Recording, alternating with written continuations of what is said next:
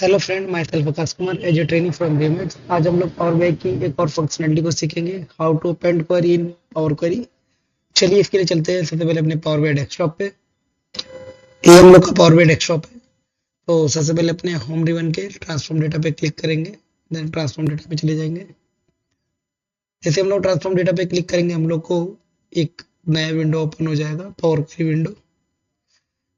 जैसा कि आप लोग देख पा रहे हैं कि मैंने ऑलरेडी यहाँ पे 3 टेबल इंपोर्ट कर रखा है एक्सेल के थ्रू।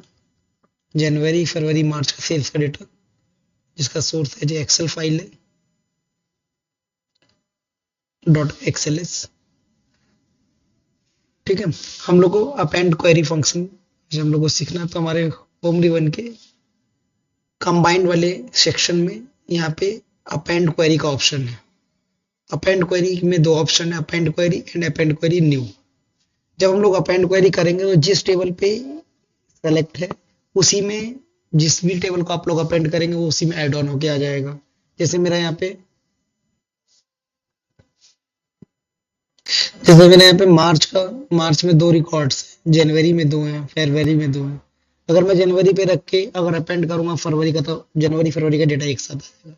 तो अपेंड में दो ऑप्शन है, अपेंड एज ए क्वेरी, मतलब जिस टेबल पे उसी टेबल में आप अपेंड कर लो, या append query as a new. इसका मतलब है कि आप एक नया टेबल क्रिएट करके उसमें सारा डेटा आप अपेंड करना चाहते हैं। तो मैं append query as a new पे क्लिक करता हूँ।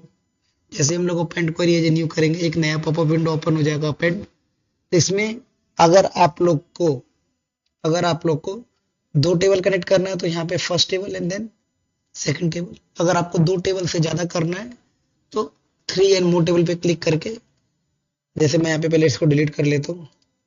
जैसे मैं जनवरी का डेटा पहले देखना चाहता हूँ तो जनवरी ऐड कर लूंगा, फिर मैं फरवरी का डेटा चाहता हूँ तो फरवरी ऐड कर लूंगा, मूव, देन मार्च। एक बात मैं आप लोग को यहाँ पे और बताना चाहूंगा, जैसे हम लोग सीक्वल में यूनियन ऑल फंक्शन का इस्तेमाल करते थे। यूनियन ऑल फंक्शन के थ्रू हम लोग क्या करते थे, टेबल 1 और टेबल 2 का डेटा को एक साथ मर्ज कर ले, मतलब सॉरी अपेंड कर लेते, एक जगह ले आते थे। और उसके अंदर सबसे इंपॉर्टेंट चीज है क्या, हम लोग का कॉलम स्ट्रक्चर सेम होना चाहिए। अगर टेबल 1 में column A, column B, C है, तो टेबल बी में भी column B and column C होना चाहिए।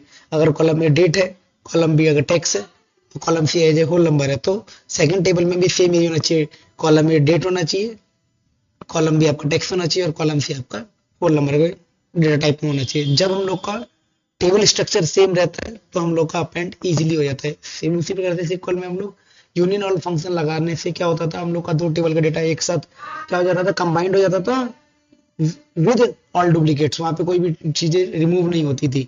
अगर वहां पे 5 रिकॉर्ड है, दूसरे टेबल में 4 रिकॉर्ड है, टोटल मिलाकर 9 रिकॉर्ड्स हो जाती थी। तो सेम यहाँ पे भी पावर क्वेरी में हम लोग क्या करते हैं कि अपेंड का इस्तेमाल करके हम लोग दो या दो से ज्यादा टेबल के डेटा को एक साथ हम लोग अपेंड करते हैं, एक साथ कंबाइन करते हैं। बस हम लोग पे क्या करना है, सिंपली क्लिक ओके पे क्लिक करना है। जैसे हम लोग यहाँ पे क्लिक करेंगे, अपेंड में आपका जनवरी, फरवरी, मार्च, इसका नाम हम लोग लिख देते हैं सेल 2024 24 का डेटा। जैसे आप देख पा रहे हैं, ये हमारे पास जनवरी, फरवरी, मार्च, ये सारा का सारा डेटा एक साथ कंबाइंड हो गया। आप लोग यहाँ पे ये भी देख पा रहे हैं कि तीनों टेबल में हम लोग का जो डेटा टाइप है, date, text, whole number and text है, तीनों में सेम डेटा टाइप स्ट्रक्चर है, कोई चेंजेस नहीं है। इसलिए आपका ये इजिली अपेंड हो गया। चलिए बात कर लेते हैं कि हम लोग को अपेंड क्वेरी का जरूरत क्यों पड़ता है। जब हम लोग को कभी भी अलग अलग टेबल्स के डेटा को, मतलब इसका स्ट्रक्चर सेम है, उस डेटा को एक साथ कंबाइन करना होता है, तब हम लोग अपेंड का इस्तेमाल करते हैं। इसे हम कह सकते हैं consolidated data from the multiple source. और अपेंड क्वेरी के थ्रू हम लोग ऑटोमेट डेटा अपडेट भी कर सकते हैं। जैसे हमारे सोर्स फाइल में अगर हम लोग यहाँ पे कोई नया टेबल एड ऑन करते हैं, तो एक और ऐसा फंक्शनलिटी जिसके थ्रू हम लोग फोल्डर लेवल पे हम लोग का टेबल हम लोग स्ट्रक्चर में और एड ऑन करते हैं। जैसे जनवरी, फरवरी है, हम लोग वहाँ पे मार्च, अप्रैल, मई का डेटा एड ऑन करेंगे, बस सिंपल रिफ्रेश क्लिक करेंगे एंड डेटा हम लोग का अपडेट हो जाएगा। तो उसके लिए हम लोग एक सेपरेट वीडियो बनाएंगे जिसमें आपको डिटेल में समझाएंगे कि अगर हम लोग फोल्डर लेवल पे अगर हम लोग शीट अगर एड ऑन करते रहते हैं, तो वो कैसे एक सिंपल रिफ्रेश पे पूरा पूरा अपडेट हो जाएगा। Okay, thank you. अगर आप लोगों को वीडियो अच्छा लगा तो please like, share and subscribe. मिलते हैं अपने नेक्स्ट वीडियो में।